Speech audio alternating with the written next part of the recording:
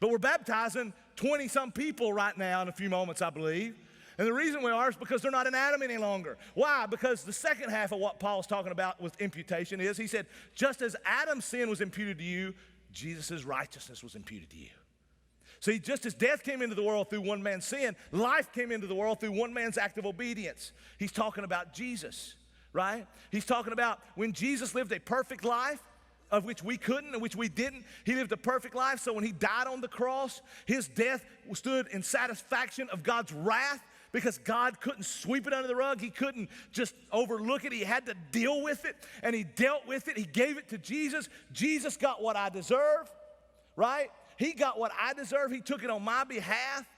And so, therefore, that his act was imputed to me. When God redeems you, he doesn't just take away your sin, forgive your sin. He gives you Jesus' righteousness. That's why it's secure. He gives you his righteousness. That doesn't mean that everything you do is going to be righteous. I do a lot of unrighteous things.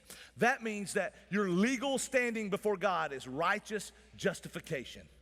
You are righteous, you are justified, not because of what you did, but because of what Jesus did. Now notice, he said that, and I told you about that verse 18. He said that Adam's sin led to death and condemnation for all people. And then he said, he said that Adam's sin led to death and condemnation for all, and Jesus' act of righteousness leads to justification for all.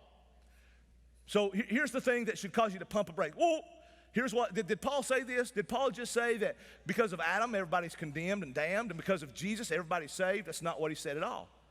You see, that's why it's important for you to know the Bible and systematic how it works and biblical theology, because he is saying that everybody in Adam, that all people are born sinners, but what he's saying is all people who are in Christ. It's about who represents you. In verse 17, he said, for those who receive the gift of grace, right? And the whole Bible, it doesn't say that God saves everybody.